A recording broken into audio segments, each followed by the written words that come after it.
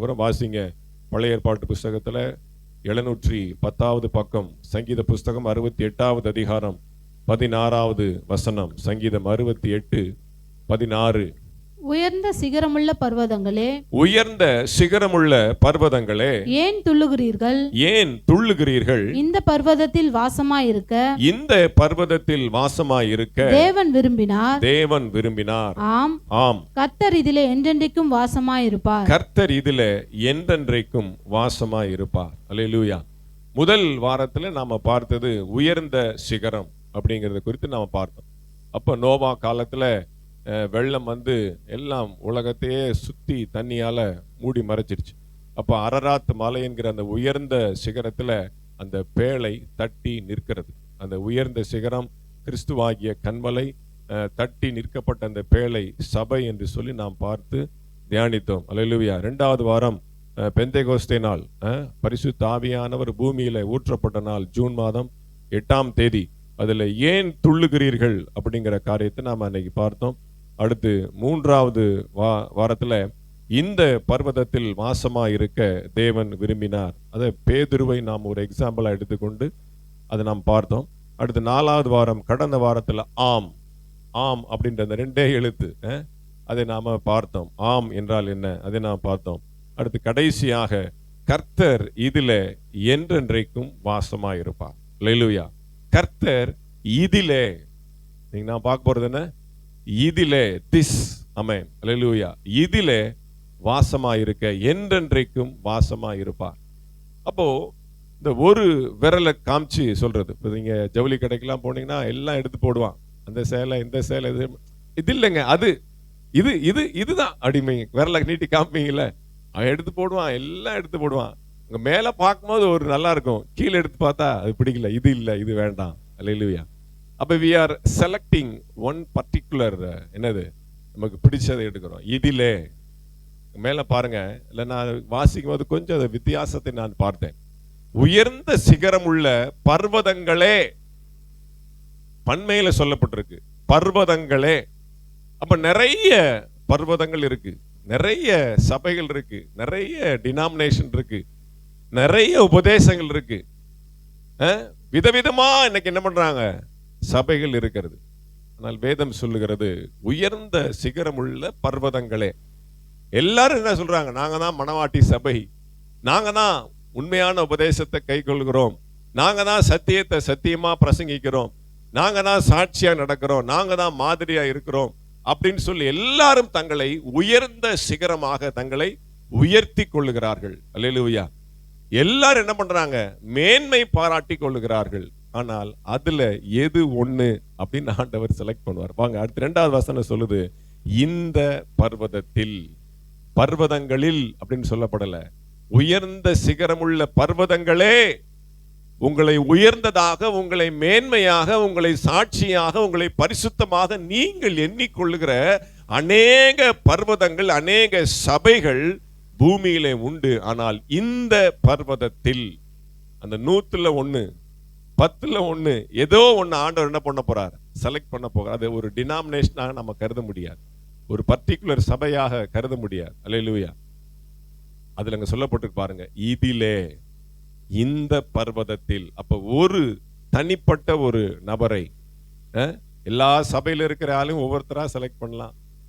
என்ன அர்த்தம் அப்படின்னா, தனிப்பட்ட, தனித்துவம் வாய்ந்த, வேறு பிரிக்கப்பட்ட, அவர் விரும்புகிற படி நடக்கிற நபரை தான் என்ன பண்ண போறார், அவர் செலக்ட் பண்ண போறார். அல்லேலூயா. ஒரு டினாமினேஷனையோ, ஒரு சபை, கரை திரையற்ற சபையை தான் ஆண்டவர் எடுத்துட்டு போறார். அப்ப சபைக்குள்ளே இருக்கிற, இப்ப சபையில 500 பேர் 1000 பேர் இருக்கிறாங்கன்னா 1000 பேரும் பரலோகத்துக்கு போயிடுவாங்களா அப்படிங்கிறது ஒரு கேள்விக்குறி. போனா நல்லது, ஆமென். அங்க இடம்லாம் நிறைய இருக்கு, அங்க இடம் இல்லைன்னா இல்ல. அல்லேலூயா. ஆனாலும் இதிலே, அப்போ ஒரு குறிப்பிட்ட நபரை, ஒரு குறிப்பிட்ட ஒரு தனித்துவம் வாய்ந்த ஒரு ஆத்துமாவை பார்த்து ஆண்டவர் இதிலே வாசமா இருக்க நான் விரும்புகிறேன். அப்ப அந்த தனித்துவம் நமக்குள்ள வேணும்.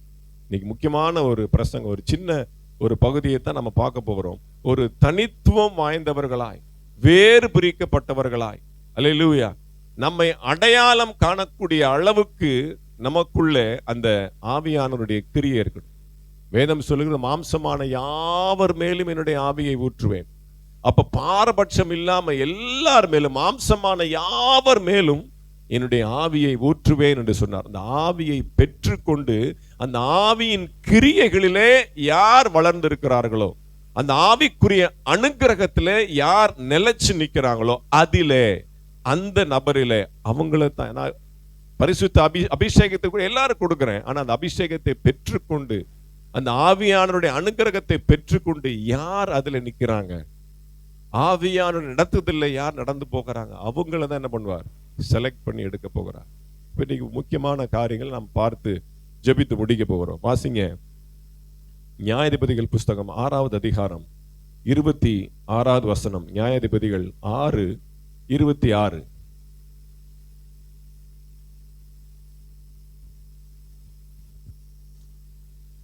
இந்த கற்பாறை உச்சியிலே பாங்கான ஒரு இடத்தில் உன் தேவனாகிய கர்த்தருக்கு ஒரு பலிபீடத்தை கட்டி அந்த இரண்டாம் காளையை கொண்டு வந்து அதை நீ வெட்டி போட்ட தோப்பினுடைய கட்டை விறகுகளின் மேல் சர்வாங்க தகனமாக பலியிட கடவாய் என்றார். அது மற்ற பகுதியெல்லாம் விட்டுருங்க, அது பெரிய சப்ஜெக்ட். மேல சொல்லப்பட்டு பாருங்க, இந்த கற்பாறை உச்சியில பாங்கான ஒரு இடத்தில். நியாயாதிபதி புஸ்தகம் 6வது அதிகாரம் 26வது வசனம், பழைய ஏற்பாட்டில் 309. அப்ப கிதியோனை பார்த்து ஆண்டவர் சொல்லுகிறார். கிதியோன் பயப்படுகிறான். மீதியானுடைய கையில இஸ்ரவேல் ஜனங்கள் பிடிபட்டு போறாங்க. அவங்கள்ட்ட இருந்து விடுவிக்கிறதுக்காக ஆண்டவர் மீதியானை தெரிந்து கொள்ளுகிறார், கிதியோனை தெரிந்து கொள்ளுகிறார். கர்த்தருக்கு ஸ்தோத்திரம். அப்ப ஆண்டவருக்கு பலியிடும்படியாக அவன் என்ன பண்றான், முற்படுகிறான். அவங்க சொல்லப்பட்டிருக்கு பாருங்க, இந்த கற்பாறை உச்சியில ஒரு பெரிய பாறை, அதுல பாருங்க ஆண்டவர் ஒரு பர்டிகுலர் இடத்தை செலக்ட் பண்றார். இந்த கற்பாறை உச்சியில பாங்கான ஒரு இடத்தில், அது பெரிய கற்பாறை, அது பெரிய சமதளம் வாய்ந்ததா இருக்கிறது. ஆனா ஒரு பர்டிகுலர் இடத்துல நீ என்ன பண்ண, இந்த பாங்கான இடத்தில், பாங்கான இடம்னு என்ன அர்த்தம், பக்குவமான, சரியான, நேர்த்தியான, எல்லா விதத்திலும் அது பரிசுத்தமான, தகுதியான, ஆண்டவருக்கு பிரியமான. அப்ப அந்த கற்பாறை உச்சியில எங்கனாலும் பலி செலுத்தலாம், எங்கனாலும் வைக்கலாம். அவன் விரும்புகிறபடி அல்ல, கர்த்தர் விரும்புகிறபடி அவர் செலக்ட் பண்ண அந்த பாங்கான இடத்தில் அந்த பலியை செலுத்து. அல்லேலூயா. ஏன் பாஸ்டர்மார்கள்லாம் மற்ற சபைக்கு விசுவாசிங்க போனா பயப்படுறாங்க அப்படின்னா, ஏதாவது போய் கத்துட்டு வந்து சிக்கலாயிருமோ, அல்லேலூயா, இங்க வந்து அதை போட்டு குழப்பிடுவாங்களோ. அப்போ பலி செலுத்துறதுக்கு, கர்த்தரை துதிப்பதற்கு, கர்த்தரை ஆராதிப்பதற்கு தேவன் தெரிந்து கொண்ட ஸ்தலத்திலே அந்த ஆத்துமா பலியிட வேண்டும், பலி செலுத்த வேண்டும். அல்லேலூயா. எல்லா சபைதான், எல்லாமே சிலுவை போட்டிருக்கு, எல்லாமே பயப்படாதே நான் உடனே இருக்கிறேன் அப்படின்னு தான் வெளில போட்டிருக்கு. எல்லா யூடியூப் சேனல் நல்லா அருமையா தான் சொல்றாங்க. ஆனால் அதை தெரிந்தெடுக்கிற, அதை செலக்ட் பண்ணுகிற, கர்த்தர் நிதானிக்கிற, கர்த்தர் தெரிந்து கொள்ளுகிற இடத்துல நாம் என்ன பண்ணணும், பலி செலுத்த வேண்டும். அல்லேலூயா. எல்லா இடத்துலையும் போய் நம்ம என்ன பண்ணக்கூடாது, உட்கார்வது தேவ சித்தம் அல்ல. நமக்குன்னு ஆண்டவர் ஒரு இடத்தை வச்சிருக்கிறார். அல்லேலூயா. இதுதான் பாங்கு. இங்கே நீ அமர்ந்து என்னை ஆராதிக்கணும், துதிக்கணும்.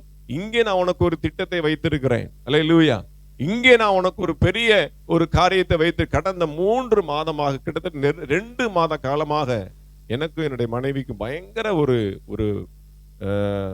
எதிர்காலத்தை குறித்து ஒரு பெரிய பேச்சுவார்த்தை திட்டம். இப்ப நான் சொல்ல முடியாது. அல்லேலூயா. அந்த அளவுக்கு மிகப்பெரிய போராட்டத்தில் நாங்கள் கடந்து போய் கொண்டு இருக்கிறோம். அல்லேலூயா. ஆனாலும் பாருங்க, கர்த்தருடைய சித்தம் என்ன, அவர் என்ன நடத்த விரும்புகிறார், பிள்ளைகளை குறித்து, குடும்பத்தை குறித்து, சபையை குறித்து, எங்களை குறித்து அவர் என்ன விரும்புகிறார், அவர் என்ன சித்தம் வச்சிருக்கிறார். அவருடைய சித்தம் இல்லாம நாம ஏதாவது சுய முயற்சியில் இறங்கிடக்கூடாது அப்படிங்கிறதுல மிக ஜாக்கிரதையாக. அல்லேலூயா. கர்த்தர் கிதியோனை தெரிந்து கொண்டார், பலி செலுத்தணும். அல்லேலூயா. சவுலை தெரிந்து கொண்டார், பலி செலுத்தணும். பெலிஸ்தியர் நெருக்கி கொண்டு வராங்க, ஜனங்கள் சிதறி போய் கொண்டு இருக்கிறாங்க. சாமுவேல் இன்னும் வரவில்லை. குறித்த நாட்கள் 7 நாட்கள் கழிந்து போய்விட்டது. நெருக்கம் இருக்கும், பாடு இருக்கும், உபத்திரவம் இருக்கும்.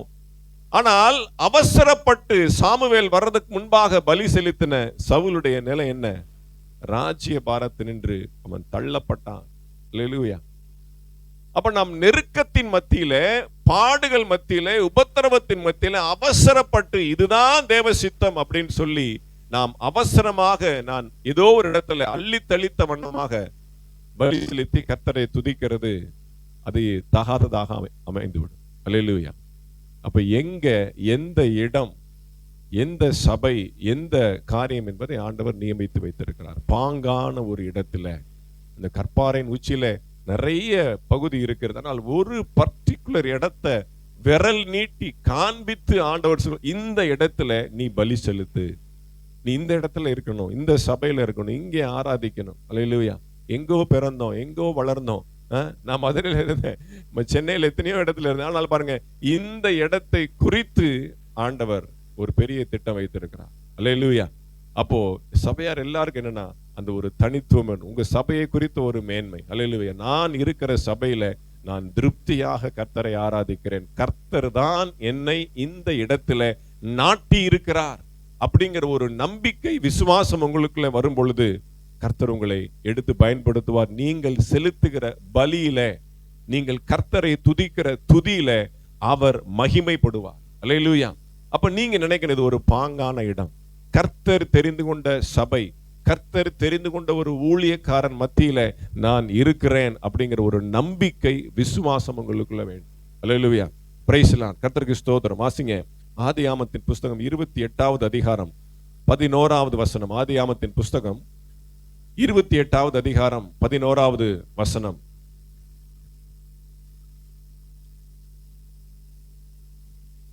ஒரு இடத்திலே வந்து சூரியன் அஸ்தமித்தபடியினால் அங்கே ராத்தங்கி அவ்விடத்து கற்களில் ஒன்றை எடுத்து தன் தலையின் மேல் வைத்து, தலையின் கீழ் வைத்து அங்கே நித்திரை செய்யும்படி படுத்துக்கொண்டான். அல்லேலூயா. அப்ப பாருங்க, பெயர்சபாவை விட்டு ஆரானுக்கு கடந்து போகிறான் யாக்கோபு. உயிர் தப்பி ஏசாவுடைய கைக்கு தப்பி பிழைக்கும்படி தன்னை கொலை செய்வதற்கு எத்தனமாய் சுற்றி திரிந்து கொண்டிருக்கிற ஏசாவினுடைய கரத்திலிருந்து தப்பி அம்மா அப்பாவை பிரிந்து தாய் மாமனுடைய வீட்டிற்கு, லாபானுடைய வீட்டிற்கு அவன் ஆரானை நோக்கி யாக்கோபு கடந்து போய் கொண்டிருக்கிறான். அப்ப போகும்போது பொழுது சாஞ்சிருச்சு, இரவு நேரம் ஆயிடுச்சு, அப்படியே கண் மயங்குது. அப்ப அவன் என்ன பண்றான்?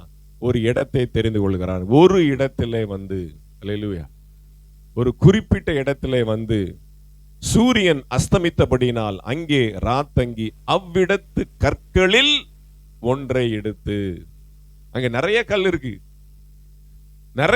இருக்கு, அதுல பாருங்க ஒரு கல்லை அவன் செலக்ட் பண்ணி எடுத்து அது தலையணை மாதிரி வைத்து என்ன பண்றான்? படுத்து தூங்குறான். அல்லேலூயா. அவ்விடத்து கற்களில் ஒன்றை அவன் தெரிந்தெடுத்து, இந்த கல்லு என் தலைக்கு வச்சா நல்லா இருக்கும்.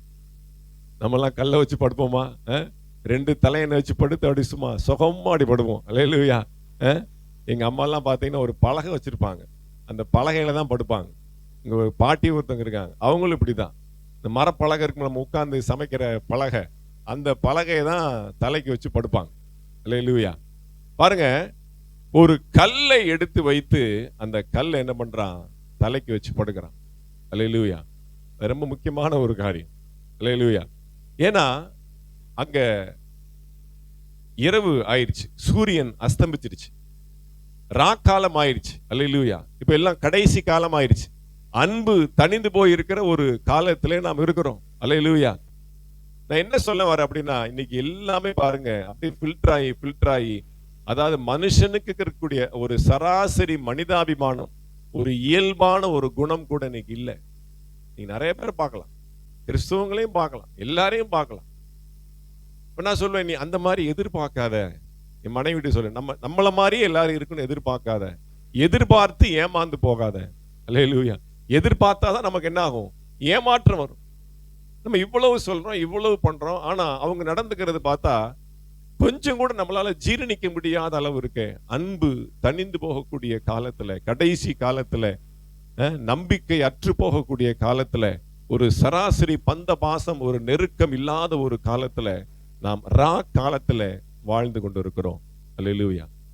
அப்போ நமக்கு அடைக்கலமாக ஏன் கல்லை ஏன் தலையை உயரமா வச்சு படுக்கிறாங்க?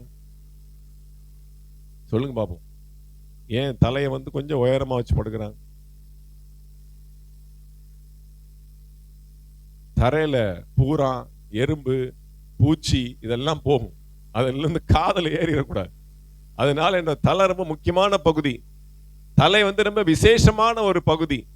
அது பாதிப்பு ஆயிடுச்சு அப்படின்னா அதுல இருந்து கமாண்ட் எல்லா இடத்தையும் என்ன ஆயிரும், ஜாம் பண்ணிடும். அப்படியே டிராபிக் ஜாம் பண்ண மாதிரி ஃப்ரீஸ் ஆயிரும். அப்ப தலை ரொம்ப ஒரு முக்கியமான பகுதி. அதனால நம்ம பகல் நேரத்துல தலையை பாதுகாத்துக்கலாம், ஹெல்மெட் போட்டுக்கலாம், அது பண்ணலாம், இது பண்ணலாம். இரவு நேரத்துல எப்படி பாதுகாக்கிறது? அப்ப என்ன பண்ற ஆண்டவர், கொஞ்சம் தலையை ஹைட்டா வச்சுக்கோ. தரையில போற பூச்சி எறும்பு ஏதாவது உன்னைய சேதப்படுத்திராம என்ன பண்றார் ஆண்டவர், கொஞ்சம் ஹைட் கொடுக்கிறார். அல்லேலூயா. அப்ப இந்த காலத்துல அன்பு தணிந்து போகக்கூடிய இந்த இரவு நேரத்துல, இந்த கடைசி காலத்துல சபையாகிய கல்லை நாம் என்ன பண்ணோம், ஒரு அடைக்கலமாக வைத்துக் கொள்ள வேண்டும். அல்லேலூயா. சபைதான் நமக்கு அடைக்கலம். ஆமென். சபையிலே சொல்லப்படுகிற சத்தியம், சபையிலே சொல்லப்படக்கூடிய அந்த ஆலோசனை உபதேசத்தை நாம் கேட்டு நடந்தோமானால் எந்த பூச்சியோ, எந்த பாம்போ, எந்த பூரானோ, எந்த பொல்லாத சக்தியோ நம்முடைய தலைக்கு என்ன பண்ணாது, ஒரு பாதிப்பை ஏற்படுத்தா. அல்லேலூயா. அப்ப கொஞ்சம் நமக்கு அடைக்கலம் கொடுக்கக்கூடிய இந்த காலத்துல, இந்த கடைசி காலத்துல நாம் சபையை நாம் என்ன பண்ணோம், தெரிந்தெடுப்பது அவசியமானது. அல்லேலூயா. பாருங்க, போன் பண்ணி சொல்றாங்க, அடுத்த வாரம் வந்துடுறேன், நீ அவங்கள நடத்தணும். எப்படி? அல்லேலூயா. அவங்களுக்காக தான் நம்ம சில காரியங்களை மாற்றி அமைக்கிறோம். அப்ப என்ன சொல்ல வரேன் அப்படின்னா, அவன் அங்கே இருக்கிற கற்களிலே எல்லாத்தையும், இது வேண்டாம், இது என் தலைக்கு சரி வராது, இது என் தலைக்கு சரி வராது, எல்லாத்தையும் ஒதுக்கி ஒரு கரெக்டான ஒரு நேர்த்தியான ஒரு கல்லை எடுத்து அந்த கல்லை என்ன பண்றான், தலைக்கு வைத்து அவன் படுத்து தூங்குறான். அந்த கல் சாதாரணமான கல் அல்ல. அல்லேலூயா. அந்த கல்லை வச்சு படுத்ததுக்கு அப்புறம் தான் அவனுக்கு சொப்பனம் வருது. என்ன சொப்பனம் வருது? தேவ தூதர்கள் வானத்திலிருந்து ஏறுவதையும் இறங்குவதையும் அவன் கண்டான். ஒரு பெரிய ஏணி, அந்த ஏணியினுடைய ஒரு பகுதி பார்த்தா வானத்துல தட்டி நிக்குது. அல்லேலூயா. வானத்திற்கு ஏறுகிறதையும் பூமிக்கு இறங்குகிறதையும் ஒரு பெரிய சொப்பனத்தை கண்டான். அல்லேலூயா. அப்போ உங்களை ஆமென் நாட்டி இருக்கிற சபையின் மூலமாய் கர்த்தர் பெரிய தரிசனங்களை கொடுப்பார். அல்லேலூயா. பெரிய திட்டங்களை கொடுப்பார். பரலோகத்தின் தரிசனங்களை ஆண்டவர் உங்களுக்கு கொடுப்பார். அல்லேலூயா. அநேகர் பார்த்திருக்கிறீங்க, போன வாரம் அபிஷேகத்தில் வரும்போதுல சில காட்சிகளை பார்த்திருக்கிறீங்க. அப்ப ஆண்டவர் இந்த சபைக்குரிய திட்டங்கள், தரிசனங்களை ஆண்டவர் வைத்திருக்கிறார். கர்த்தருக்கு ஸ்தோத்திரம். அந்த கல் சாதாரணமான கல் இல்லை. ஏன் அப்படின்னு சொன்னா, வாசிங்க 18வது வசனத்தை வாசிங்க. அதே 28வது அதிகாரத்துல 18வது வசனத்தை வாசிக்கலாம். அதிகாலையிலே யாக்கோபு எழுந்து தன் தலையின் கீழ் வைத்திருந்த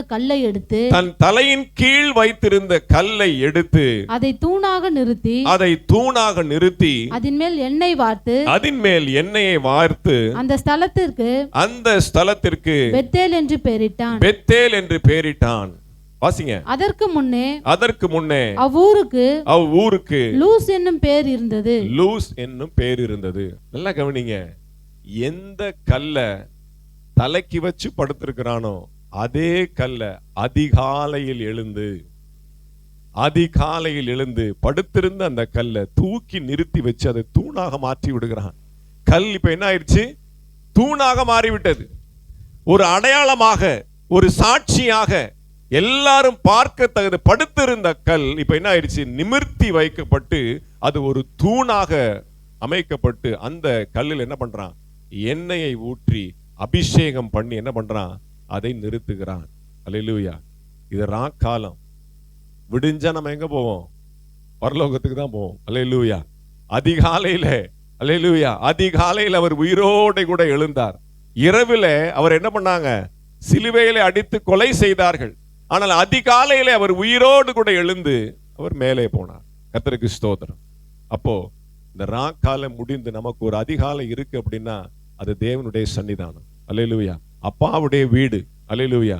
அந்த தலையிலே வைக்கப்பட்ட அந்த கல், ஆமென், தூணாக நிறுத்தப்படுகிறது. அல்லேலூயா. எந்த சபை உங்களை அடைக்கலமாக இரவு நேரத்திலே காத்து வந்ததோ அந்த சபை அதிகாலையிலே உங்களை தேவனுடைய சன்னிதானத்திலே இவன் தான் என்னை ஆராதித்தவன், அல்லேலூயா, இவன் அடைக்கலமா இருந்தவன், அல்லேலூயா. இந்த ஆத்மா இந்த சபையிலே அடைக்கலமா இருந்தது என்று சொல்லி சபைதான் அங்கே என்ன பண்ணும், அடையாளமாக நிறுத்தும். புரியுதா நான் உங்களுக்கு சொல்றது? அல்லேலூயா. எந்த சபையில நீங்கள் அடைக்கலமா இருந்தீர்களோ, ரா காலத்துல, அந்தி வேளையிலே, அல்லேலூயா, நெருக்கப்படுகிற காலங்களிலே, கண்ணீர் வடிக்கிற காலங்களிலே, உபத்திரவத்தின் காலத்துல எந்த சபையிலே நீங்கள் அடைக்கலமா இருந்தீர்களோ அந்த சபை அதிகாலையிலே தேவ சன்னிதானத்திலே, அப்பாவுடைய சந்நிதியிலே தூணாக நிறுத்தப்பட்டு உங்களை அடையாளம் காட்டும். அல்லேலூயா. கர்த்தருக்கு ஸ்தோத்திரம். பாருங்க, அந்த தூணுக்கு அவன் அபிஷேகம் செய்து அந்த இடத்துக்கு என்ன பண்றான், பெத்தேல் என்று சொல்லி, பெத்தேல்னா என்ன, தேவனுடைய வீடு. அல்லேலூயா. பாருங்க, நம்ம தேவனுடைய வீடு பரலோகத்தில் இருக்கிறது. அப்போ அந்த கல் சாதாரணமான கல் அல்ல, தேவனுடைய வீட்டிற்கு நம்மை அழைத்து செல்லக்கூடிய கல். ஆமென். அல்லேலூயா. ஆண்டவரே சொல்ல, இந்த சபை என்னை தேவனுடைய வீட்டிற்கு அழைத்து செல்லக்கூடிய சபை என்று சொல்லி விசுவாசத்தோடு கரங்களை உயர்த்தி உங்களால சொல்ல முடியுமா? ஆமென். ஆண்டவரே, இந்த சபையில, இந்த ஜெயகிறிஸ்து மறுரூப சபையில நான் அடைக்கலமாய் வந்திருக்கிறேன். ஹல்லேலூயா. இந்த சத்தியத்திலே, இந்த உபதேசத்திலே நான் கட்டப்பட்டவளாக, இந்த சபையிலே நாட்டப்பட்ட ஒரு ஆத்துமாவாக நான் இருக்கிறேன். அதிகாலையிலே, ஆமென், ஹல்லேலூயா, இந்த உலகம் அழிந்து, ஆமென், ஒரு புதிய காலை பொழுது, நித்திய வெளிச்சம், நித்திய பிதாவை நோக்கி நான் வரும் பொழுது நான் உம்மை தரிசிக்கிற ஒரு சபையாக கர்த்தரனை தெரிந்து கொண்டதற்காக ஸ்தோத்திரம். அல்லேலூயா. கர்த்தருடைய நாமத்திற்கு மகிமை உண்டாவதாக. அதிகாலையிலே அவருடைய வெளிச்சம், அதிகாலையிலே என்னை தேடுகிறவர்கள் என்னை கண்டடைகிறார்கள். என்னை கண்டடைகிறவன் ஜீவனை கண்டடைகிறான். அப்ப ராக்காலத்தை நம்ம பார்க்கிறோம், அதிகாலையை நாம் பார்க்கணும். ஆமென். எத்தனையோ பேர் படுத்து தூங்குனவங்க விடியில பார்க்காம இருக்கிறாங்க. இன்றைக்கு இரவை பார்த்தவர்கள் நாளைக்கு பகலை பார்க்க முடிகிறதில்லை. அப்படி ஒரு அநித்தியமான ஒரு வாழ்க்கையில நாம் இருக்கிறோம். ஆனால் நித்திய சுதந்திரம் தரும், நித்தியமாய் சதா காலங்களிலும் இரவே இல்லாத, அல்லேலூயா, இரவே இல்லாத ஒரு மகா பெரிய வெளிச்சத்திற்குள்ளே நாம் கடந்து போக. அங்க என்ன, இரவே இல்லை, கண்ணீர் இல்லை, அழுகை இல்லை, நித்திய காலமாய் வெளிச்சமாய் அவரை ஆராதிக்கிற ஒரு பணியே அல்லாமல் வேறு எந்த ஒரு காரியமும் அந்த இடத்துல இல்லை. அப்போ அந்த ஒரு அனுபவத்திற்குள்ளாய் நாம் கடந்து போக வேண்டும். அந்த ஒரு கல் நம்முடைய சபையாக கர்த்தர் மாற்றுவாராக. கர்த்தருக்கு ஸ்தோத்திரம் உண்டாகட்டும். வாசிங்க, யோசுவாவின் புஸ்தகம் 4வது அதிகாரம் 3வது வசனம். யோசுவாவின் புஸ்தகம் 4வது அதிகாரம் 3வது வசனம்.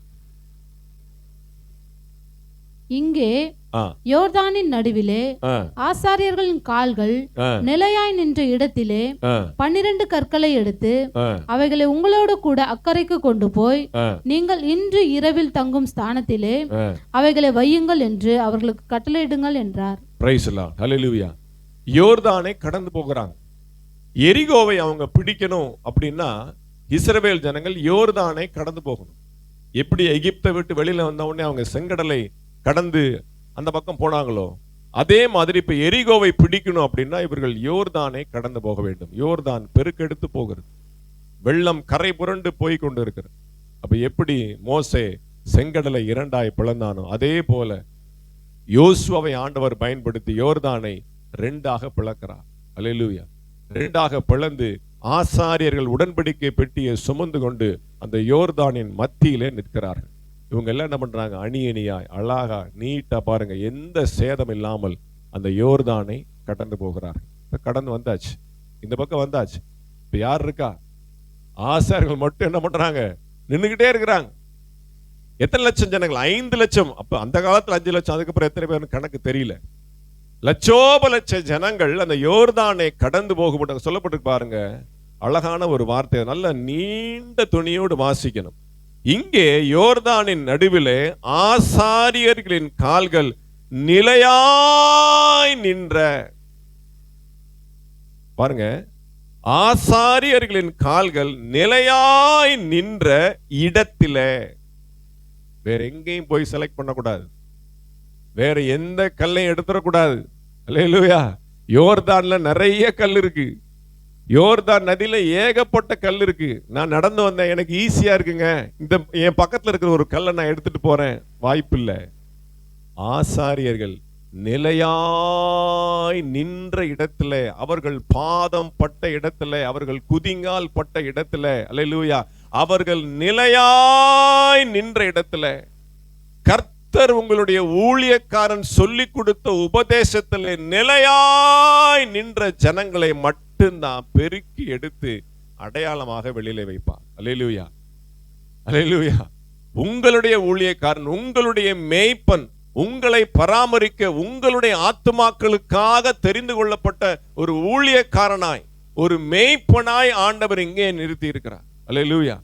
அப்ப இங்கே என் மூலமாய் உங்கள் ஆண்டவருடைய பிரதிநிதியாய் நின்று கொண்டிருக்கக்கூடிய, அவருடைய வார்த்தையை சுமந்து நிற்கக்கூடிய, அவருடைய பாரத்தை, அவருடைய உடன்படிக்கை பெட்டியை சுமந்து நிற்கக்கூடிய, என்னுடைய வாயிலிருந்து வரக்கூடிய வார்த்தையை விசுவாசித்து நம்பி அதிலே நீங்கள் நிலையாய் நின்றீர்களானால் நீங்கள் அக்கறைக்கு போய் அடையாளமாய் இருந்து அப்பாவுடைய பார்வையில நீங்க விழுவீங்க.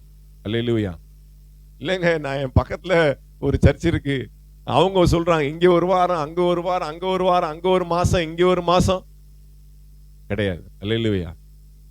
உங்களுக்கென்று தெரிந்து கொடுக்கப்பட்ட, உங்களுடைய ஆத்மாவிற்கு உத்தரவாதம் செய்யக்கூடிய ஆள் யாரு? நான் தான். அல்லேலூயா. பிரைஸ் எல்லாம். இப்ப எத்தனையோ பேர் இருக்கிறாங்க, எத்தனையோ சபைகள் இருக்கு, எத்தனையோ யூடியூப் சேனல் இருக்கு. இன்னைக்கு உட்கார்ந்த இடத்துல இருந்து கர்த்தருடைய வார்த்தையை கேட்கலாம். அல்லேலூயா. ஒரு ட்ரைனிங் போயிருந்தேன், ஏன் கையில வெண்ணெய் வச்சுட்டு நெய் கலையிறீங்க அப்படிங்கிறார். ஆண்டவருடைய பேருக்கு 950 பேர் இருக்கான். யெகோவா ஈரே, யெகோவா நிசியே, யெகோவா ஷம்மா நிறைய சொல்றோம் இல்லையா? அந்த மாதிரி 950 பேர் இருக்கான். சரி, ஏதாவது எடுத்து கொடுப்பார். ஏன் கவலைப்படுறீங்க? சாட் ஜிபிடில போட்டீங்கன்னா அது அப்படியே வந்துட போகுது அப்படிங்கிறார். அல்லேலூயா. இன்னைக்கு ரொம்ப எளிது, பிரசங்கம் பண்றது எளிது. அல்லேலூயா. ஆர்டிபிஷியல் இன்டெலிஜென்ஸ்ல போட்டீங்கன்னா அது வெளில வந்துடும். என்னமோ அந்த கரும்பு சாறு மாதிரி, கரும்பு உள்ள கொடுத்தா சாறு வெளில வந்துற மாதிரி அவ்வளவு ஈஸி ஆயிடுச்சு. அப்படி இன்னைக்கு மலிந்து போய் இருக்கக்கூடிய நிலைமையில சபைகள் இருக்கிறது. அல்லேலூயா. மணிக்கணக்கா காத்து ஜெபித்து மன்றாடி புலம்பி அழுது இரவெல்லாம் தூக்கம் இல்லாம தியானித்து வசனத்தை சொன்ன நாட்கள்லாம் போயிடுச்சு. அல்லேலூயா. இன்னைக்கு உட்கார்ந்து பட்டனை தட்டினா போதும், பிரசங்கம் ஆட்டோமேட்டிக்கா ரெடிமேடா வந்துடும். அல்லேலூயா. ஆசாரியர்கள் யோர்தானின் வெள்ளத்துல நிலையாய் நின்ற இடத்துல அவர்கள் கால்கள் பட்ட அந்த கற்களை எடுத்து கொண்டு வா. அந்த 12 கற்கள் என்ன கற்கள் அப்படின்னு சொல்லி பின் சந்ததி கேட்பாங்க. அப்ப நீங்க சொல்லணும், எனக்காக ஜெபித்த ஊழியக்காரன் யோர்தான்ல நின்னா, முதல்ல அவன் காலை வச்சான். என்னுடைய வாழ்க்கையின் உபத்திரவத்துல, கண்ணீரின் பாதையில எனக்காக அவன் மன்றாடி ஜெபித்தான். அல்லேலூயா. என் வாழ்க்கையில அவன் நின்னா, கர்த்தருடைய சமூகத்துல முழங்கால் படிட்டான், அவன் கண்ணீரோடு நின்றான், துணிஞ்சு நின்னான். அல்லேலூயா. இந்த சாட்சி நீங்க பரலோகத்துல சொல்லணும், என்னுடைய ஊழியக்காரன் அல்லேலூயா உடன்படிக்கை பெட்டியை சுமந்தான். அல்லேலூயா. எனக்காக என் பாரத்தை அவர் கல்வாரி சிலுவையில் அவர் சுமந்தார். அடுத்து உங்கள் பாரத்தை சுமக்கிற ஒரு ஊழியக்காரனாய் நான் இருக்கிறேன். ஒவ்வொரு குடும்பத்தை குறித்த பாரம், வரப்போகிற ஜனங்களை குறித்த பாரம், சண்டே கிளாஸ் பிள்ளைகளை குறித்த பாரம், பெற்றோர்களை குறித்த பாரம், ஒவ்வொருத்தரையும் ரோட்ல போகும்போது வரும்போது ஒவ்வொருத்தரையும் அப்படி ஒரு பாரம் நிறைந்த பார்வையோடு பார்த்து கொண்டு இருக்கிறோம். அல்லேலூயா. அப்போ இந்த பாரத்திற்கு, இந்த ஆத்தும பாரத்திற்கு நீங்கள் பங்காளிகளாய் மாற வேண்டும். அல்லேலூயா. எனக்கு தோள் கொடுக்க வேண்டும். ஆரோனும் ஊரும் எப்படி மோசேக்கு தோள் கொடுத்தது போல, 2 கரத்தை தாங்கி பிடித்தது போல ஊழியத்துல நீங்கள் தாங்கி பிடிக்கணும். அல்லேலூயா. உதவி செய்ய முன்வர ஓடி வர வேண்டும். கர்த்தருக்கு மகிமை உண்டாகட்டும். அப்ப வேற எந்த கற்களும் அல்ல, ஆசாரியான் நிலையாய் நின்ற அந்த இடத்துல எடுக்கப்பட்ட கற்கள் மாத்திரம்தான் இங்க செல்லுபடியாக, மற்ற வேற எதுவும் செல்லுபடியாக. கர்த்தருக்கு ஸ்தோத்திரம். வாசிங்க யோசுவாவின் புஸ்தகம் 6வது அதிகாரம் 25வது வசனம். யோசுவா 6:25. எரிகோவை வேவு பார்க்க யோசுவா அனுப்பின ஆட்களை ராகாப் என்னும் வேசி மறைத்து வைத்தபடியினால் அவளையும் அவள் தகப்பன் வீட்டாரையும் அவளுக்குள்ள யாவையும் யோசுவா உயிரோடே வைத்தான். இந்நாள் வரைக்கும் இஸ்ரவேலின் நடுவிலே குடியிருக்கிறாள். அவள் இந்நாள் வரைக்கும் இதிலே என்றென்றைக்கும் கர்த்தர் வாசமாயிருப்பார். அல்லேலூயா. அவள் இந்நாள் வரைக்கும், இன்னைக்கு வரைக்கும் இஸ்ரவேல் மத்தியிலே அவள் வாசமாயிருக்கிறாள். அல்லேலூயா. இதிலே கொஞ்சம் கூட தகுதி இல்லாத ஒரு நபர், ராகாப் வேசி, எரிகோவின் மத்தியிலே கர்த்தருடைய 2 மனிதர்களை, தூதர்களை அவள் ஏற்றுக்கொண்டு தன்னுடைய வீட்டிலே அடைக்கலம் கொடுத்தபடினாலே இந்த ராகாப், இந்த வேசி இந்நாள் வரைக்கும் இஸ்ரவேல் மத்தியிலே அவள் வாசமாயிருக்கிறாள். எத்தனையோ பேர் இருந்தாங்க அந்த எரிகோவில், எத்தனையோ பேர் நினைச்சிருந்தா அந்த 2 பேருக்கு அடைக்கலம் கொடுத்திருக்கலாம். ஆனா ராகாப்புடைய அந்த வேசி மட்டும் என்ன பண்ணா, சரியாய் அவர்களை நடத்தி பாதுகாத்து அவர்களை சரியாய் தப்புவிக்க பண்ணா. அல்லேலூயா. அவ பாருங்க, அவளுடைய வீடு அலங்கத்தின் மேலே இருந்தது. ஆமென். பாருங்க, அந்த அலங்கம் எவ்வளவு பெருசா இருந்திருக்கும். எரிகோவின் அலங்கம் சாதாரணம் அல்ல. 6 ரதங்கள், பாத்தீங்கன்னா 6 வழிச்சாலைன்னு சொல்றோம்ல, 6 வழிச்சாலை, 6 லாரி ஈக்குவலா போகலாம். அப்ப அந்த அளவுக்கு அகலம் அந்த அலங்கத்தினுடைய சுவர். அப்ப எப்படி கட்டியிருப்பான் பாருங்க அந்த காலத்துல. அவளுடைய வீடு அலங்கத்தின் மேல் இருந்தது. எரிகோவின் அலங்கத்தின் மேல் ராகாபுடைய வீடு இருந்தது. மேன்மை அல்ல. எது மேன்மை என்றால், ராகாப் இந்நாள் வரைக்கும் இஸ்ரவேல் மத்தியிலே வாசமாயிருந்து மத்தேயு புஸ்தகத்திலே அந்த வரிசை பட்டியலே அவளுடைய பெயர் நிறுத்தி வைக்கப்பட்டதான் மேன்மை. அல்லேலூயா. Praise the Lord. அல்லேலூயா. என்னுடைய வீடு அலங்கத்தின் மேலே இருந்தது பெருமை அல்ல ராகாபுக்கு. என்னுடைய வீடு மத்தேயு புஸ்தகத்திலே என்னுடைய பெயர் இந்நாள் வரைக்கும் எல்லாரும் பிரசங்கிக்கப்படுகிற அளவுக்கு சாட்சியாய் நிற்கிறதா பாருங்க. இதில இந்நாள் வரைக்கும் என்றென்றைக்கும் கர்த்தர் வாசமாயிருப்பார். அல்லேலூயா. Praise the Lord. இந்த உலகத்துல நாம் மிகப்பெரிய செல்வ செழிப்பாயிருந்து பெரிய பதவியில பெரிய புகழ்ச்சியில நாம் இருக்கிறது பெருசு இல்ல.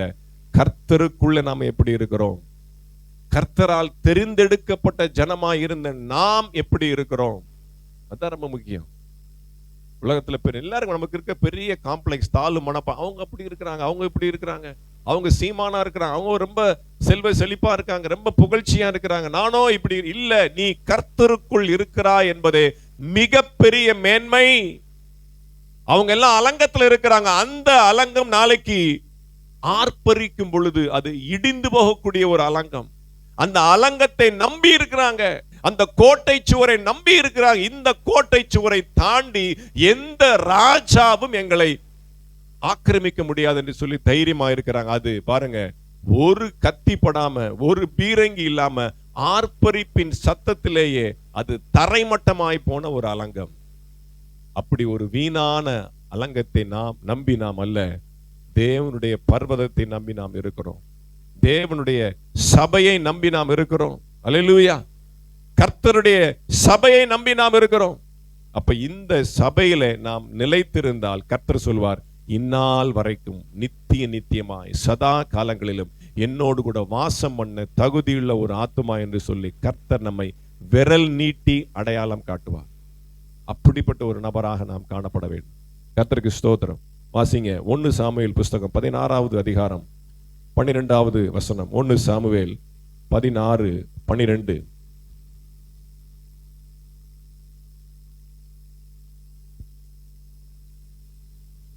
ஒருவே 16:12.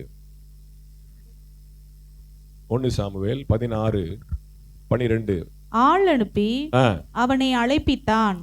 அவன் சிவந்த மேனியும் அழகிய கண்களும் நல்ல ரூபம் உள்ளவனாயிருந்தான். அப்பொழுது கர்த்தர் இவன்தான், நீ எழுந்து இவனை அபிஷேகம் பண்ணு என்றார். அல்லேலூயா. எல்லாம் கவனிங்க. ஈசாய்க்கு எத்தனையோ பிள்ளைகள் இருந்தாங்க.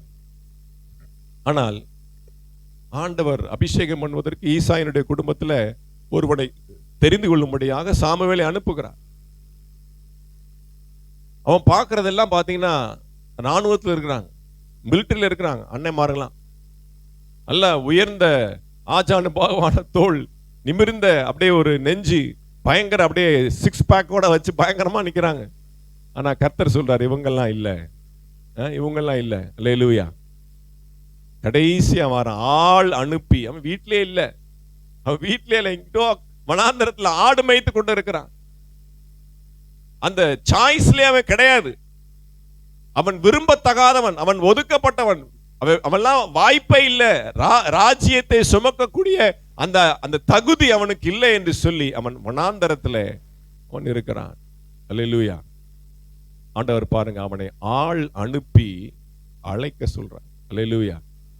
உங்களை ஆண்டவர் அப்படிதான் ஆள் அனுப்பிச்சுதான் அழைச்சிருக்கிறார். Price the Lord. என்னை அனுப்பி உங்களை அழைச்சிருக்கிறார். ஆமென். ஆள் அனுப்பி அவனை அழைத்து வர சொன்னான். வந்த உடனே பாருங்க, அழகிய கண்களும் நல்ல ரூபம் உள்ளவனா இருந்தான். கர்த்தருக்கு ஸ்தோத்திரம் உண்டாகட்டும். அவனை விரல் நீட்டி சொல்றாரு, இவன் தான் என்று சொல்லி ஆண்டவர் அவனை கை நீட்டி காண்பிக்கிறார். அல்லேலூயா. ஒரே நிமிஷம். Price the Lord. வாசிங்க வெளிப்படுத்தின விசேஷம் 19ஆம் அதிகாரம் 8வது வசனம். திடீர்னு ஆண்டவர் வசனத்தை ஞாபகப்படுத்தினதுனால நான் எழுதி வைக்கல, நான் சொல்லுகிறேன். வெளிப்படுத்தின விசேஷம் 19வது அதிகாரம் 8வது வசனம்.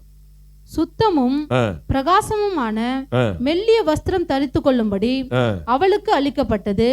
அந்த மெல்லிய வஸ்திரம் பரிசுத்தவான்களுடைய நீதிகளே. பரிசுத்தவான்களுடைய நீதிகளே. அப்ப தாவீதை பார்த்து அவனுக்கு ஒரு அழகை அந்த இடத்துல பரிசுத்த வேதாகமம் சொல்லு. நல்ல ரூபம் உள்ளவனும் அழகிய மேனி உள்ளவனும் அழகா இருக்கான். கண்ணுக்கு பார்க்கிறதுக்கு லட்சணமா இருக்கிறான். இந்த அழகும் இந்த லட்சணமும் நம்மை பார்க்கிற ஆண்டவர் எதை பார்ப்பார்? நம்மகிட்ட என்ன அழகு இருக்கு, நம்மகிட்ட என்ன லட்சணம் இருக்கு? நீங்க என்ன ஃபேஸ் வாஷ் போட்டீங்க அப்படின்னு கேட்க போறார் பரலோகத்துல வந்து. இவ்வளோ ஃபேஸ் வாஷ்லாம் நான் உனக்கு எத்தனை கம்பெனி விட்டு கொடுத்தேன் மகளே, இந்த ஃபேஸ் வாஷ் போட்டியா? அந்த ஹிமாலயாவா, அதுவா இதுவா? அல்லேலூயா. நம்மை பரலோகத்துல பார்க்கும் பொழுது இவன்தான், இதிலே நான் என்றென்றைக்கும் வாசமா இருப்பேன் என்று சொல்லி நம்மை பார்க்கும் பொழுது ஒரு அழகு அவருக்கு தெரியும். அதான் நான் அந்த வசனத்தை எடுத்தேன். எல்லாரையும் பார்த்தான் சாமுவேல். அவனுடைய பார்வைக்கு இவன் ராஜாவாக வருவதற்கு தகுதி என்று சொல்லி அவன் செலக்ட் பண்றான். ராஜா இல்ல, ஆண்டவர் இல்லை என்று சொல்லி தள்ளி விடுகிறார். அப்ப நம்ம பார்க்கிற பார்வைக்கும் ஆண்டவர் பார்க்கிற பார்வைக்கும் வேற. அல்லேலூயா. ஒரு மிஷினரி ஒரு அம்மா இருந்தாங்களாம், பேர்ல எனக்கு தெரியல. அவங்களுக்கு பிறவியிலிருந்தே கண்ணு தெரியாது. பிறவியிலிருந்தே கண்ணு தெரியாது. ஆனா அவங்க பாருங்க ரட்சிக்கப்பட்டாங்க. நிறைய பாடல் எழுதியிருக்கிறாங்க, நிறைய மீட்டிங் நடத்தி நிறைய பேரை ரட்சிப்பு நடத்தி இருக்கிறாங்க. அப்ப அந்த அம்மாட்ட ஒரு கேள்வி கேட்டாங்களாம், என்னம்மா நீங்க கண்ணு தெரியலன்னு சொல்லி என்னைக்காவது ஒரு நாள் நீங்க கவலைப்பட்டது உண்டா? நாங்கெல்லாம் இப்படி எல்லாத்தையும் பார்க்கிறோம், ஆனா நீங்க எதையுமே பார்க்க முடியறது இல்லையே, கண்ணு தெரியல அப்படின்னு சொல்லி என்னைக்காவது நீங்க ஒரு நாள் கவலைப்பட்டது உண்டா அப்படின்னு கேட்டிருக்காங்க. இல்லவே இல்லை, ஒரு நாள் நான் கவலைப்பட்டதே இல்லை. ஒரு நாள் எனக்கு அந்த கவலைன்றது துளி இருந்ததே இல்லை. எப்படிமா அந்த ஒரு கவலை இல்லாம நீங்க இருக்கிறீங்க? எனக்குள்ள ஒரு நம்பிக்கை என்ன அப்படின்னா, நான் கண்ணை திறந்து முதல்ல பார்க்க போறதே என் ஏசப்பாவுடைய முகம்தான். அல்லேலூயா. நான் பரலோகத்துல போவேன் அப்படிங்கிற நிச்சயம் அந்த அம்மாக்கு இருக்கு. அங்க நான் குருடி அல்ல, அங்க நான் கண்ணை திறந்து பார்ப்பேன். அங்க வெளிச்சம் இருக்கும். அங்க என் ஆண்டவருடைய என் அப்பாவுடைய முகத்தை மட்டும்தான் நான் பார்க்க போறேன். முதல் நான் பார்க்கிற அந்த பார்வையே என் அப்பாவுடைய முகம்தான். பாருங்க, அதுதான் அழகு, அந்த நம்பிக்கை, அந்த விசுவாசம். நான் அப்பாவுடைய வீட்டுக்கு போவேன், நான் தேவ ராஜ்யத்திற்கு தகுதி உள்ளவன். இந்த உலகத்துல மாதிரி நான் ஸ்டீல் பாடி மாதிரி இருந்துட்டு கட்டுமஸ்தா இருந்துட்டு அது அல்ல.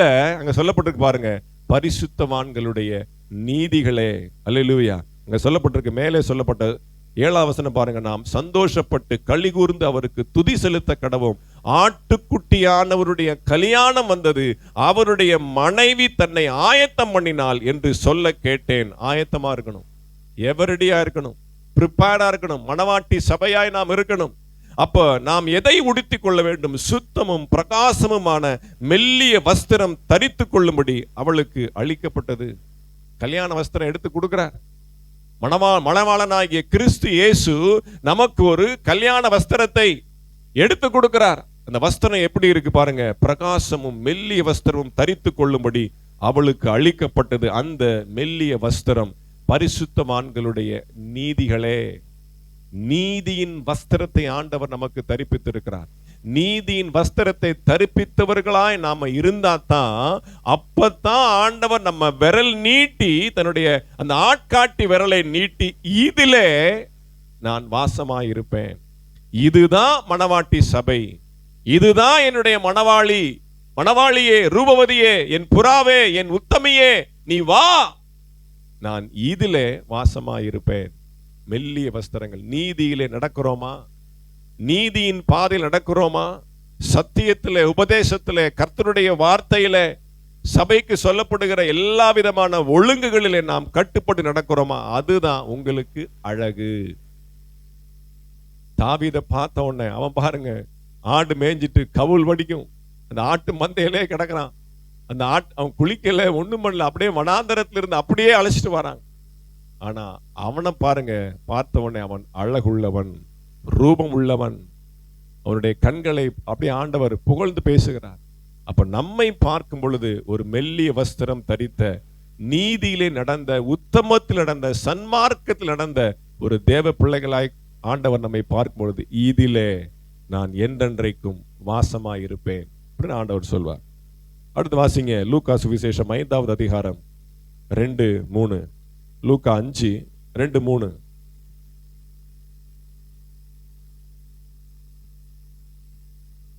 அப்பொழுது கடற்கரையிலே நின்ற 2 படகுகளை கண்டார். மீன் பிடிக்கிறவர்கள் அவைகளை விட்டு இறங்கி வலைகளை அலசி கொண்டிருந்தார்கள். அப்பொழுது அந்த படகுகளில் ஒன்றில் ஏறினார். அது சீமோனுடையதா இருந்தது. அதை கரையிலிருந்து சற்றே தள்ளும்படி அவனை கேட்டுக்கொண்டு அந்த படவில் உட்கார்ந்து ஜனங்களுக்கு போதகம் பண்ணினார். நல்லா கவனிங்க, 2 படகு இருக்கு கடற்கரையில. அதுல ஒண்ணு அவர் செலக்ட் பண்றார், இதுல நான் என்றென்றைக்கும் வாசமா இருப்பேன். அந்த படகு பாருங்க, ஃபார்ச்சுனேட்லி ஆர் அன்பார்ச்சுனேட்லி அது பேதுருடையதா இருந்தது. ஆமென். அப்ப அங்கே செலக்ட் பண்ணிட்டாரு, பேதுரு தான் எனக்கு, என்னுடைய வாரிசு பேதுரு தான், இந்த புதிய உடன்படிக்கை சபையை நாட்ட போகிறது பேதுரு தான். அல்லேலூயா. அப்ப அந்த வேறு பிரிக்கப்பட்ட படகா நாம் இருக்கணும். அல்லேலூயா. கர்த்தர் செலக்ட் பண்ற வாழ்க்கையா நம்முடைய படகு வாழ்க்கையை குறிக்கிறது. அல்லேலூயா. அந்த படவில் ஒன்றிலே அவர் ஏறினார். அல்லேலூயா. ஆண்டவர் ஏறி சவாரி செய்கிற அளவுக்கு நம்முடைய வாழ்க்கை இருக்கணும். நம்முடைய வீட்டில, நம்முடைய வாழ்க்கையில அவர் இடைப்படுகிற அளவுக்கு, அவர் நம்மோடு கூட ஐக்கியப்படுகிற அளவுக்கு நம்முடைய வாழ்க்கை ஒரு தெரிந்தெடுக்கப்பட்ட ஒரு வாழ்க்கையாக இருக்க வேண்டும். பிரைஸ் எல்லாம். அந்த வாழ்க்கை தான் அது நித்திய ராஜ்யத்துல நிலைத்து நிற்கக்கூடிய ஒரு வாழ்க்கை. கர்த்தருக்கு ஸ்தோத்திரம். வாசிங்க அப்போஸ்தலர் 9:15. வாசிங்க அப்போஸ்தலர் 9:15. அதற்கு கர்த்தர், நீ போ, அவன் புறஜாதிகளுக்கும் ராஜாக்களுக்கும் இஸ்ரவேல் புத்திரருக்கும் என்னுடைய நாமத்தை அறிவிக்கிறதற்காக நான் தெரிந்து கொண்ட பாத்திரமாய் இருக்கிறான். நான் தெரிந்து கொண்ட பாத்திரமாய் இருக்கிறான். அல்லேலூயா.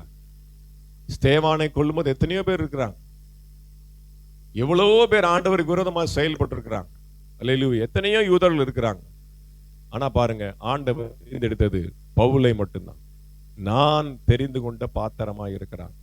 சொல்லுங்க, நான் தெரிந்து கொள்ளப்பட்ட பாத்திரம். கைகளை வைத்து சொல்லுங்க, அல்லேலூயா. நான் தேவனால் தெரிந்து கொள்ளப்பட்ட பாத்திரம். நான் தேவனால் தெரிந்து கொள்ளப்பட்ட பாத்திரம். I am a chosen vessel. அல்லேலூயா. பாருங்க, பயப்படாத, அவன் தேவனால் தெரிந்து கொள்ளப்பட்ட, என்னால் தெரிந்து கொள்ளப்பட்ட பாத்திரமாய் இருக்கிறான். அல்லேலூயா. இதிலே என்றென்றைக்கும் வாசமாயிருப்பான்.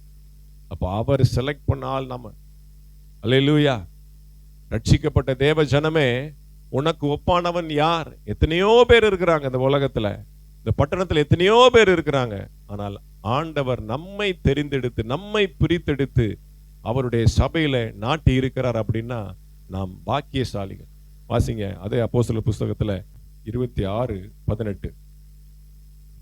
அவர்கள் என்னை பற்றும் விசுவாசத்தினாலே ஆ, பாவ மன்னிப்பையும் ஆ, பரிசுத்தமாக்கப்பட்டவர்களுக்குரிய சுதந்திரத்தையும் பெற்றுக்கொள்ளும்படியாக ஆ, அவர்கள் இருளை விட்டு ஆ, ஒளியினிடத்திற்கும் சாத்தானுடைய அதிகாரத்தை விட்டு ஆ. தேவனிடத்திற்கும் திரும்பும்படிக்கு ஆ. நீ அவர்களுடைய கண்களை திறக்கும் பொருட்டு ஆ. இப்பொழுது உன்னை அவர்களிடத்திற்கு அனுப்புகிறேன் என்றார். அப்ப தெரிந்து கொள்ளப்பட்ட பாத்திரத்தினுடைய வேலை என்ன? அதுதான் ரொம்ப முக்கியம். செலக்ட் பண்ணி தூக்கி ஓரத்துல வச்சிருவாரா? கஷ்டப்பட்டு போய் ஒரு ட்ரெஸ்ஸை சேலையை செலக்ட் பண்ணிட்டு வரீங்க, அப்படியே பீரோல மடிச்சு அயன் பண்ணி அப்படியே சேஃபா வச்சிருவீங்களா? அதை எடுத்து மாட்டுறோம்ல, கல்யாண வீட்டுக்கு போறோம்ல, 4 பேர் நம்மளை பார்க்கணும்ல, பாத்திரம் எடுத்துட்டு வரோம், வீட்டுல அப்படியே சும்மா தூங்குறதுக்கா? அது என்ன பண்ணணும்? அக்கினியில வைக்கணும். அது புது பாத்திரங்க, அதை போய் நீங்க நெருப்புல வைக்கிறீங்களே, யாரா சொல்றாங்களா? வாங்கினதே அது அடுப்புல வைக்கிறதுக்கு தான். உங்களை தெரிந்தெடுத்ததே எதற்காக? சாத்தானுடைய அதிகாரத்தில் இருக்கிற ஜனங்களை ஒளியிடத்திற்கு கொண்டு வரும்படியாகத்தான் அவங்களை கொண்டு வந்தார். அப்போ உங்களோட வேலை, உங்க டியூட்டி எங்க இருக்கு? சாத்தாங்குளம். அல்லேலூயா. உங்களுடைய வேலை எங்க? தெரிந்து கொள்ளப்பட்ட பாத்திரம். நான் அப்படியே சும்மா ஜிகிச்சின்னு அப்படியே மியூசியம்ல போய் அப்படியே எல்லாரும் பார்க்குற மாதிரி அப்படி 1000 வாட்ஸ் பல்ப் எனக்கு நேரம் அப்படியே எரியும் இல்ல. தெரிந்து கொள்ளப்பட்டதே உங்களை பயன்படுத்துவதற்காக. அல்லேலூயா. பாருங்க, அழகான வார்த்தை சொல்லப்பட்டிருக்கு பாருங்க. அவர்கள் என்னை பற்றும் விசுவாசத்தினாலே பாவ மன்னிப்பையும் பரிசுத்தமாக்கப்பட்டவர்களுக்குரிய சுதந்திரத்தையும் பெற்றுக்கொள்ளும். நீங்க ரட்சிக்கப்பட்டீங்கல்ல, நீங்க தெரிந்து கொள்ளப்பட்டீங்கல்ல, நீங்க அப்பாவுடைய ரத்தத்திற்கு பங்காளிகளை மாறினீங்கல்ல. நீ எத்தனையோ பேர் இருக்கிறாங்க இன்னும் பாவ மன்னிப்பை பெறாத, அந்த ரட்சிப்பின் சுதந்திரத்தை பெறாத எத்தனையோ ஜனங்கள் இன்றைக்கும் அந்த பாவ சேற்றிலே உழன்று கொண்டு ஒரு வழி கிடைக்காமல் தவித்துக் கொண்டு இருக்கிறார்கள். பாருங்க, அப்படிப்பட்ட ஜனங்களை, அவர்களை இருளை விட்டு ஒளியினிடத்திற்கும் சாத்தானுடைய அதிகாரத்தை விட்டு தேவனிடத்திற்கும் திரும்பும்படிக்கு அவர் நம்மிடத்துல வாசமா இருக்கக்கூடிய ஒரே நோக்கம் இதுதான். இது மாத்திரம் நீங்க மனதில ஆழமாய் பதிய வைத்துக் கொள்ள வேண்டும். ஆண்டவர் என்னை தெரிந்தெடுத்த, இதிலே நான் என்றென்றைக்கும் வாசமாய் இருப்பேன் என்று சொல்லி அவர் என்னை தெரிந்து கொண்டதின் நோக்கம் என்ன அப்படின்னா, இருளை விட்டு ஜனங்களை வெளிச்சத்திற்கும் சாத்தானுடைய அதிகாரத்தினின்று தேவனிடத்திற்கும் திரும்பும்படிக்கு அவர் என்னை தெரிந்தெடுத்தார். அவர் என்னை அனுப்புகிறார். அல்லேலூயா. தெரிந்தெடுக்கப்பட்ட ஒவ்வொரு தேவ பிள்ளைக்கும் மனதிலே ஆழமா இருக்கக்கூடிய காரியம் என்ன அப்படின்னா, நான் வெளிச்சத்தை கண்டது போல, நான் தேவனிடத்திற்கு திரும்பினதை போல அநேகரை திருப்பும்படிக்கு ஆண்டவர் என்னை தெரிந்து கொண்டு இருக்கிறார். அந்த நோக்கத்துல நீங்க சரியா பயன்படுகிற பாத்திரமா இருக்கணும். இல்லாட்டி இந்த ஒரு தாளந்து கொடுத்த மாதிரி, ஆண்டவரே நீர் விதைக்காத இடத்தில் பெறுகிறவரும் நீர் அறுக்காத இடத்தில் பெருஞ்ச, நான் பத்திரமா குழி தோண்டி புதைச்சி வச்சுட்டேன், அப்படியே வெளியில எடுத்து அப்படியே தூசி தட்டி பாலிஷ் பண்ணி அப்படியே கொடுத்துருவேன். இல்ல, அவர் தெரிந்தெடுக்கப்பட்ட பாத்திரமா இருந்தால் அவர் வந்து நம்ம பார்க்கும் பொழுது கறி செட்டியா இருக்கணும். எப்படி இருக்கணும்? கறி செட்டியா இருக்கணும். அல்லேலூயா. சிலர் பைபிள்லாம் பாத்தீங்கன்னா அப்படியே புதுசா இருக்கும், புதுசா இருக்கும், வாங்கின மாதிரி அப்படியே இருக்கும். நம்ம பைபிள்லாம் பாருங்க, எத்தனை முறை ஒரு இடம் போய் பைண்டிங் பண்ணி இப்ப எல்லாம் கிழிஞ்சி, இந்த பைபிள் படிச்சாதான் படிச்ச மாதிரி இருக்கு, அந்த மொபைல்ல படிச்சா படிச்ச மாதிரி இருக்காது. அப்போ நாம் தெரிந்து கொடுக்கப்பட்ட பாத்திரம், அவர் வந்து பார்க்கும்போது அப்படியே கறி செட்டியா இருக்கணும். சுவிசேஷகனுடைய பாதங்கள் எப்படி இருக்கணும்? காடு மலையெல்லாம் மேடு அலைஞ்சி, அது பித்த வெடிப்பு வந்து கால்லாம் கொப்பளமா வந்து அப்படியே அலைஞ்சி அலைஞ்சி அலைஞ்சி அவருடைய கண்ணீரா வடிச்சு அவருக்காய் நம்ம என்ன பண்ணணும்? அந்த அளவுக்கு உழைத்து போன பாத்திரமாக நாம் இருக்கணும். பயன்பட்ட பாத்திரமா இருக்கணும். பயன்பட்ட பாத்திரம் எப்படி இருக்கும்? அப்படித்தான் இருக்கும், கறி செட்டியா தான் இருக்கும். நீங்க என்னதான் போட்டு சபீனா போட்டு தேய்ச்சாலும் அந்த கறி போகாது. அல்லேலூயா. அதை பார்ப்பார். அதான் அவருக்கு அழகு.